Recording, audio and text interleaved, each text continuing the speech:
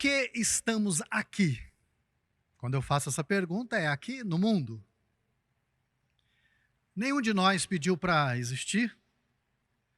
Nós não preenchemos um formulário antes de entrar na vida, nos perguntando como que a gente gostaria que ela fosse. E a vida nos oferece normalmente aquilo que a gente vem qualificando na história de bem e mal. Porque há um fato que nos sucede. Experimentamos dores e muita dificuldade. E estas questões, elas tomam conta dos nossos pensamentos, e nas horas que estamos sofrendo, nós concluímos, não deveria ser assim, mas está sendo. E isso nos leva à pergunta, quem está estragando a minha vida? Então eu quero ler com vocês apenas um versículo, em Gênesis capítulo 2, versículo 15. Gênesis 2,15 diz assim: O Senhor Deus colocou o homem no jardim do Éden para cuidar dele e cultivá-lo.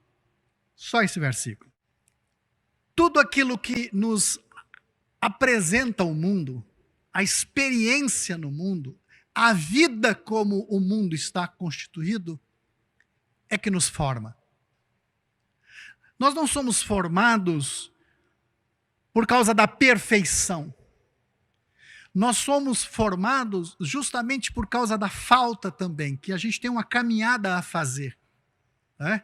Há dentro da filosofia uma ideia, nós somos perfectíveis. Né? Nós vamos nesse aperfeiçoamento, nessa caminhada de tentar melhorar. Essa é a nossa experiência humana. Então nós enfrentamos turbulências. O mundo é assim, essa é a realidade. Imaginar um mundo sem turbulências é uma vida do cemitério. É lá no cemitério que é tudo sempre igual. Não tem nenhuma alteração. Então nós não podemos falar que isso seja vida. Isso é um estado letárgico, de morte. E aqui eu quero abrir um parênteses, porque é o seguinte, tem se falado muito, né, de empoderamento, e eu não sou contra, mas eu quero fazer um comentário aqui. Tem se falado muito sobre, olha, você é responsável pela sua vida, você precisa assumir as rédeas, você precisa se levantar, você precisa ir, você precisa agir. Também tem a sua parcela de razão, porque às vezes é exatamente isso que precisamos fazer. Entretanto, existem determinadas condições que não há absolutamente nada a ser feito. E nós estamos vivendo um tempo agora que é assim. Determinadas coisas estão nos acontecendo e que não adianta eu ter força. Não adianta dizer para a pessoa assim, força aí, levanta, vai. Nós temos que criar outro mecanismo, porque tem pessoas que não vão sair do lugar. Tem pessoas que não vão conseguir. E elas precisam de ajuda, elas precisam ser, num primeiro momento, sim, carregadas. Eu fico imaginando uma mãe com as crianças, sem ter o que colocar na mesa e sem ter de onde tirar, e alguém dizendo, olha, depende de você, faz aí a sua parte. Então, nossos argumentos criam algumas ilusões, muitas vezes.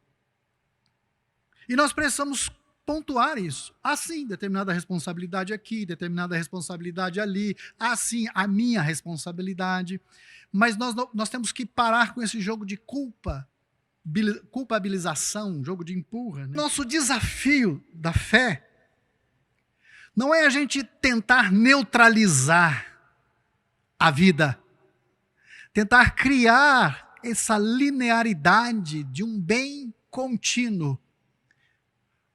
Porque neutralizar a vida é morte, como eu disse há pouco sobre o cemitério. O desafio da nossa fé é justamente esse.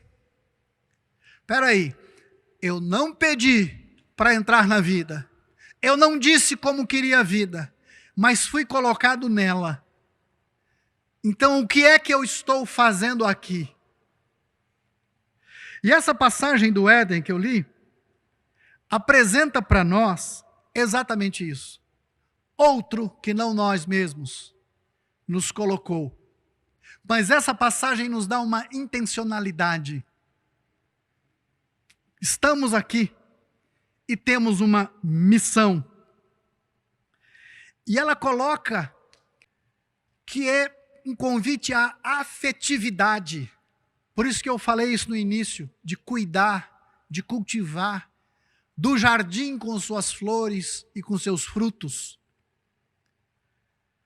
Coloca para nós uma missão. Nós estamos neste mundo e neste jardim existem espinhos que precisam ser removidos, existem ervas daninhas que precisam ser arrancadas, existem árvores, plantas que precisam ser podadas.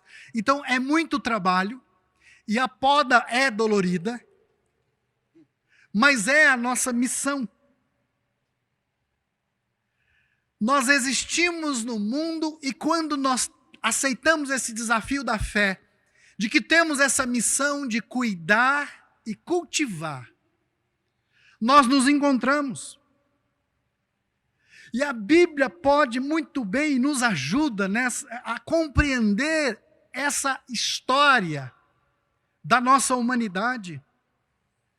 Porque conforme você vai lendo a Bíblia a partir dessa narrativa, você vai percebendo que não existe uma missão para si mesmo, mas é uma missão em relação ao mundo, em relação ao jardim.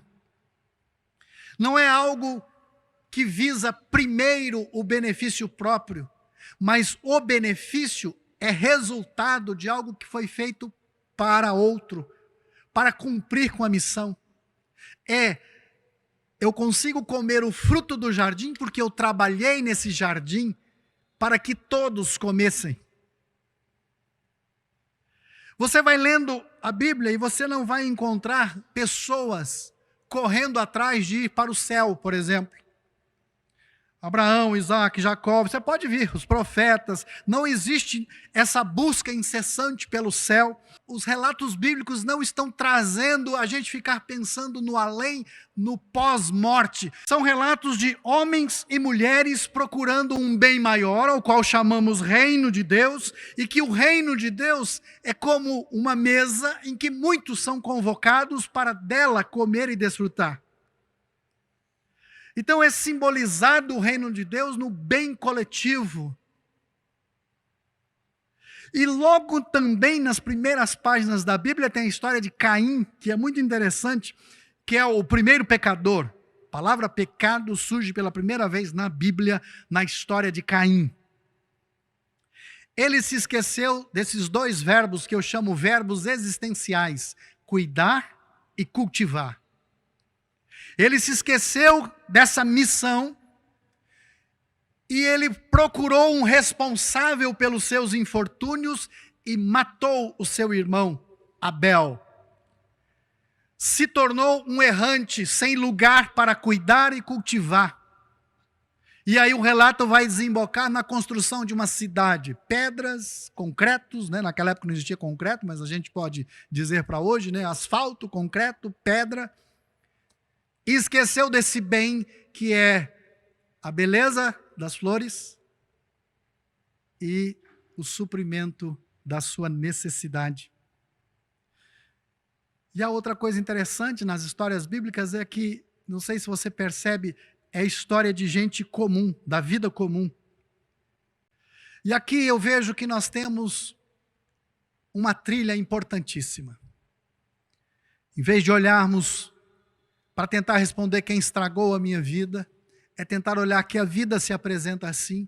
E o meu primeiro desafio é essa vida de fé que tem uma missão de cuidar e cultivar. Mas temos vivido um tempo em que a religiosidade está propondo não cumprirmos a missão de servir, mas está propondo sermos servidos, inclusive por Deus. Hoje nós vemos em muitos lugares, infelizmente, sendo oferecido as vantagens de se seguir Jesus. e não o desafio de se seguir Jesus, o compromisso de seguir Jesus. Nós não percebemos esse convite como no Evangelho de Mateus, no capítulo 25, que servir a Jesus é dar pão para quem tem fome, água para quem tem sede, é visitar aquele que está preso, é visitar o que está enfermo. Não, nós estamos vivendo uma religiosidade que é de conquistas, que é de ter, que é de possuir. E para conquistar, eu tenho que anular, eu tenho que atropelar pessoas, eu tenho que derrubar outros que me atrapalham na grande conquista de ser o tal. E saio atropelando outras pessoas e fazendo com que elas me sirvam. E, inclusive, as nossas orações estão neste caminho de colocar Deus a nosso serviço e falamos muito para Deus.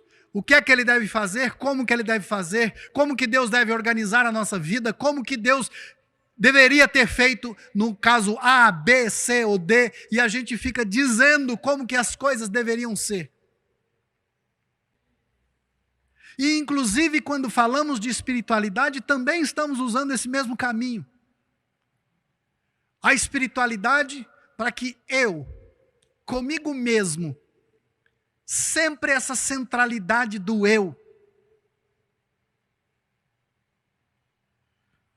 E aí eu preciso falar, então, sobre o processo de conversão cristã. O processo de conversão cristã é descentralizar o eu de ser servido. E é nessa descentralidade do eu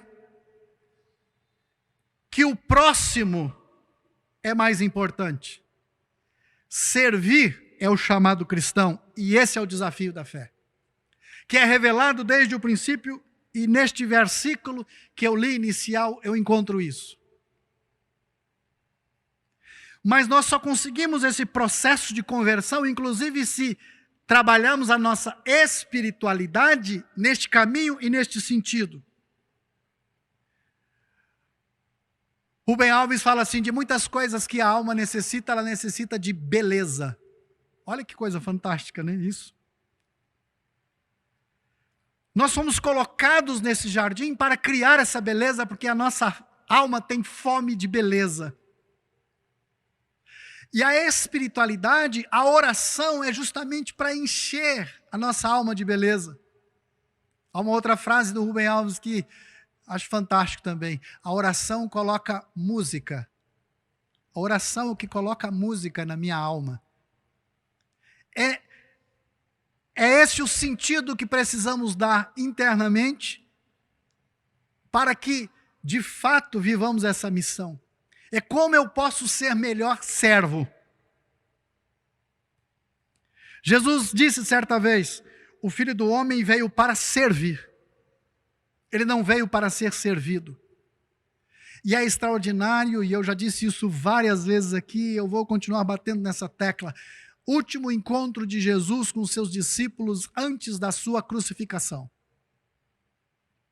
Ele pega a bacia, a toalha e lava os pés dos seus discípulos, eles ficam assustados, Pedro a princípio se recusa, mas depois aceita, admite, e aí Jesus observa que eles estão assim perplexos com aquela atitude do mestre, lavando os pés dos discípulos, ele diz assim, vocês me chamam de Senhor e fazem bem, porque eu sou. Não é o discípulo maior do que o mestre. Se eu fiz isso, vocês também. Está aqui a trilha, o caminho. A grandeza do reino de Deus está em servir. E o problema é que nós precisamos dessa experiência de conversão. É esse processo de conversão, de descentralizar o eu, de colocar ele, de fato, prestando atenção no próximo, ouvindo, abrindo a escuta para o próximo, que é o nosso maior desafio para vencermos os males. internos e externos. E aqui a gente falha constantemente, a gente tem que admitir isso. Eu estou pregando aqui e não estou dizendo que eu sou o servo principal de maneira nenhuma. É uma trilha. Todos os dias e todos os momentos eu vou descobrir que houve uma falha em algum ponto e eu preciso me converter novamente em mais alguma coisa. E é o amadurecimento que vai trazendo isso, e eu espero que eu amadureça mais. Sempre encontro alguém que reclamou, você está devendo naquilo ali, ó. Eu esperava isso. É óbvio que a gente não vai suprir as expectativas de todas as pessoas, mas eu preciso ter a minha escuta para ter esse alerta. Espera aí, eu preciso aprender mais. Quando nós tomamos consciência do lugar que nós estamos e quem, né, estamos buscando ser, a pergunta que devemos fazer é: o que posso fazer? Acredito que nós estamos perguntando muito: quem estragou a minha vida? E nós deveríamos trocar essa pergunta para melhorar a nossa estrutura, o que eu posso fazer por você? Essa é uma pergunta que permeia os lábios de Jesus constantemente, o tempo todo. O que quer que eu te faça? E não é uma pergunta corriqueira, porque ele se encontra com um cego de nascença. E essa é uma pergunta que eu sempre fiz. Espera aí, ele encontra um cego e pergunta: o que é que você quer? Jesus não está óbvio. Ele encontra um paralítico e pergunta: o que você quer? Você quer ser curado? Jesus não está óbvio. Mas hoje eu consigo perceber o seguinte: essa pergunta de Jesus, ela tem uma outra característica. Como eu posso te ajudar? Agora eu estou acolhendo uma pessoa. Agora eu estou com minha escuta aberta. Como eu posso te ajudar? Porque às vezes nós queremos ajudar e fala: eu vou fazer o que eu gostaria que fizesse comigo. Mas a pessoa é outra, ela não gostaria daquilo. Se eu gosto de flores, eu dou flores de presente à pessoa, mas eu não gosto de flores. Eu estou servindo da forma inadequada. Eu preciso perguntar: como eu posso te ajudar? É importantíssimo. Tem aquela historiazinha, né, da professora que pediu para as crianças: olha, você precisa fazer uma boa ação aqui, todos vocês, e voltarem na próxima aula para trazer aqui o que é que vocês fizeram. E aí chegou o primeiro aluno: você, o que foi que você fez? Eu ajudei uma senhorinha a atravessar a rua. Ah, muito bem, parabéns. E você? Ah, eu ajudei uma senhorinha a atravessar a rua. Tudo bem, parabéns. Quando estava no sexto, ela perguntando, 6 crianças, falou: mas todo mundo fez a mesma coisa? Aí eles responderam: mas ela não queria atravessar. Então precisava de 6 para poder carregá-la. Nós não podemos fazer isso. Nós temos que perguntar: como eu posso te ajudar? E aqui vai uma dica que eu aprendi recentemente, a respeito das pessoas com deficiência. Que a gente se aproxima e não sabe direito como lidar. De um cadeirante, de um cego, e a gente fica: espera aí, como é que eu faço? Pergunta: como eu posso ajudar? Essa é a pergunta que Jesus quer que a gente tenha na alma. Quem estragou a minha vida? Cada um tem a sua parcela. Isso, aquilo, sim, tudo. Porque nós montamos uma sociedade, está muito difícil. Então, esse modo da nossa sociedade está complicado. Vamos começar mudando a nossa estrutura? Como eu posso te ajudar? O que eu posso fazer por você? Eu termino dizendo: vamos suspender, colocar em stand-by quem estragou a vida, dizendo assim: ninguém. A vida é assim. Causaram mal a você, mas a sua vida é maior do que esse mal. Esse amargo, há uma passagem de Paulo aos Romanos que é interessantíssimo. Deus age em todas as coisas para o bem. Não precisava acontecer. Fizeram mal com você. Foi sim maldade, malignidade? Vamos admitir, sim. Mas quem estragou a minha vida? Isso pode se tornar matéria-prima para o bem. Sim, foram injustos com você. mas a sua vida é maior do que essa injustiça. Porque nas mãos de Deus, Deus sempre transforma qualquer matéria, inclusive o pó, em matéria-prima para fazer algo bonito. Por isso esse símbolo também, essa metáfora lindíssima lá em Gênesis. Deus do pó da terra fez o homem. Desse nada estamos aqui.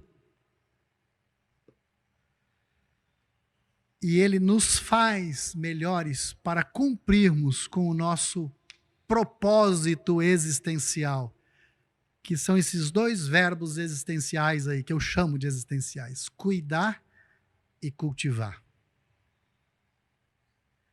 Mas é um processo dolorido e difícil, que precisamos de conversão. E a oração pode fazer com que haja esse jardim, esse pomar interno, que faz com que a gente também aprenda a cultivar.